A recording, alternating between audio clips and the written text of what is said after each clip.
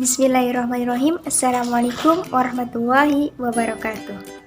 Baiklah, di sini saya Ruli Aulia Pangsuti ingin merepresentasikan sebuah materi dengan tema tanda baca. Nah, apa yang dimaksud dengan tanda baca?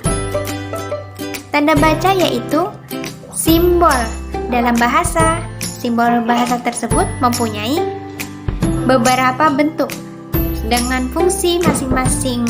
Suatu kalimat tidak lengkap jika tidak ada tanda bacanya. Adapun fungsinya yaitu untuk mengatur jeda, untuk mengatur intonasi, untuk memberi penegasan kalimat, dan untuk menggambarkan struktur kata atau kalimat. Adapun jenis-jenis dan contoh penggunaan tanda baca. Yang pertama yaitu tanda titik.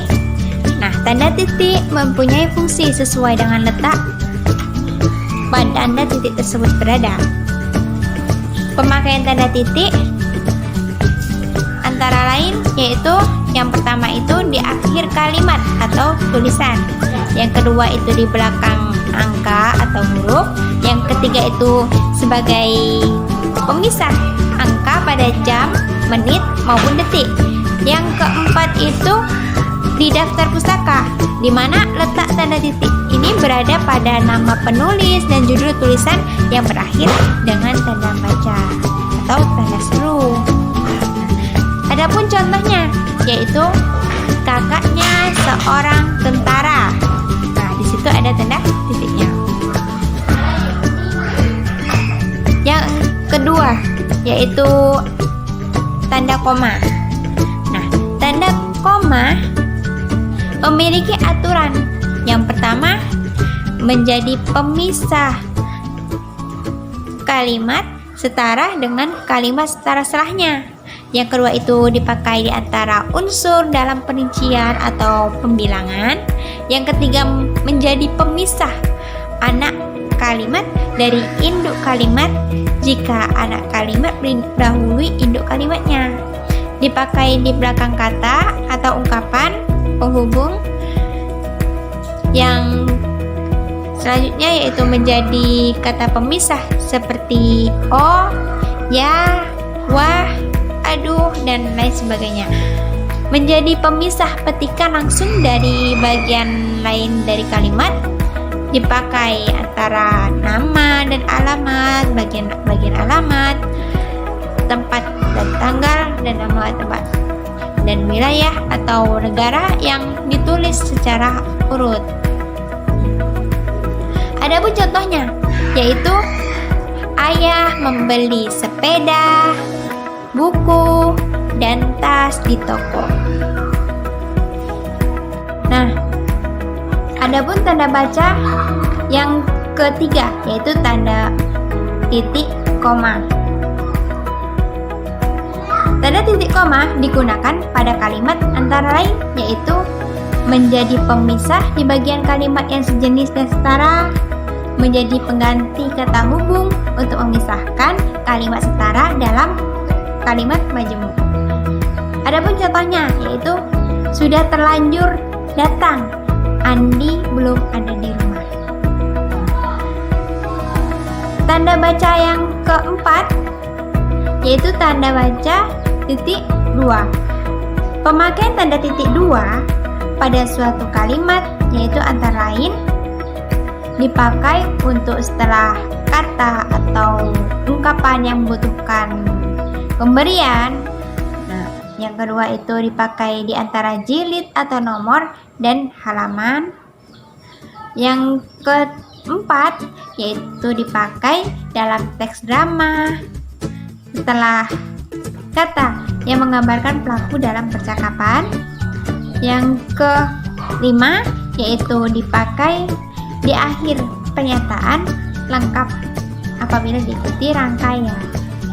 Adapun contohnya yaitu nama titik dua Andres Tiadi. Tanda baca yang kelima yaitu tanda pisah. Pemakaian tanda pisah antara lain yaitu sebagai pembatas penyisipan kata Yang kedua itu untuk memberi penegasan terdapatnya keterangan aposisi. Yang ketiga itu dipakai di antara dua bilangan atau kata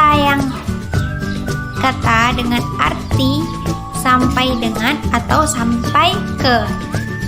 Adapun contohnya yaitu Doni bekerja di kantor itu mulai Januari 2016 sampai Maret 2017.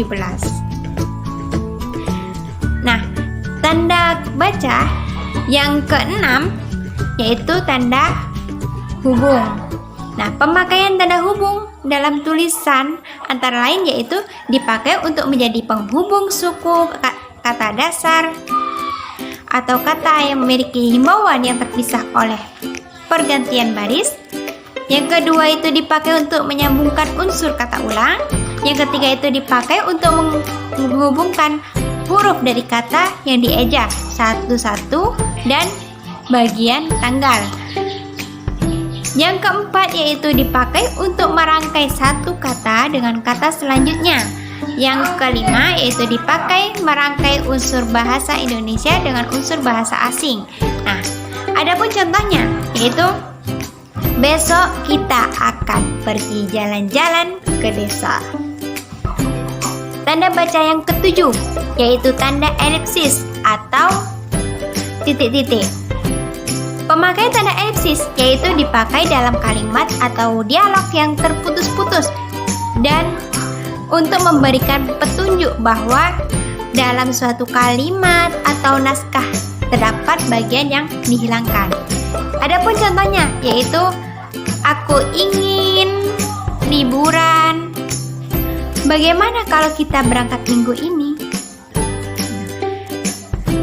Ya, tanda baca yang ke-8 yaitu tanda tanya. Pemakaian tanda tanya yaitu di akhir suatu kalimat tanya dan dalam kurung untuk menyatakan bagian kalimat yang disaksikan kebenarannya. Adapun contohnya yaitu apakah jurusanmu? Tanda baca yang ke-9 yaitu tanda seru. Pemakaian tanda seru adalah pada akhir kalimat perintah, di akhir ungkapan atau pernyataan yang memberi gambaran kesungguhan, ketidakpercayaan, ketakjuban, maupun rasa emosi yang kuat. Adapun contohnya yaitu segera selesaikan tugasmu. Tanda baca yang ke-10 yaitu tanda kurung.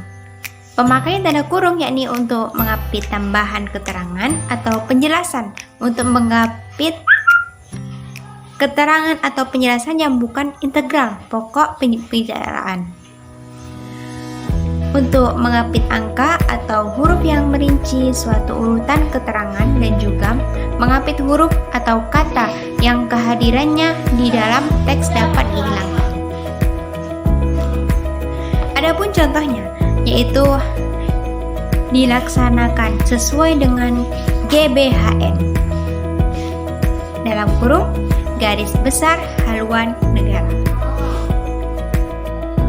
Tanda baca yang ke-11 yaitu tanda kurung siku, yang dimana tanda kurung siku itu dipakai untuk mengapit huruf, kata, atau kelompok kata sebagai koreksi atau tambahan pada kalimat atau bagian kalimat yang ditulis orang lain. Umumnya tanda ini dipakai untuk menyatakan bahwa terdapat kesalahan dalam naskah asli dan juga mengandung keterangan dalam kalimat penjelas yang telah bertanda kurung. Adapun contohnya yaitu perbedaan kedua proses ini dalam kurung persamaannya dibicarakan dalam bab 2 dalam tanda kurung siku. Lihat halaman 30-35. Perlu diceritakan kembali di sini. Tanda baca yang ke-12 yaitu tanda petik. Tanda petik dipakai untuk mengapit petikan langsung yang bersumber dari pembicaraan dan naskah atau bahan tertulis lainnya. Mengapit judul syair, karangan, atau bab buku yang dipakai dalam kalimat, dan juga mengapit istilah ilmiah yang kurang dikenal atau kata yang mempunyai arti khusus. Adapun contohnya, yaitu dia dikenal dengan julukan tanda petik si pahit lidah.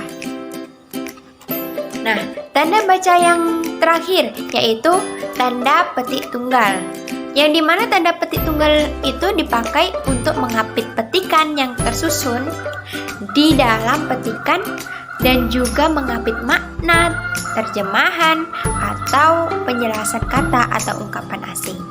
Adapun contohnya yaitu beautiful berarti cantik.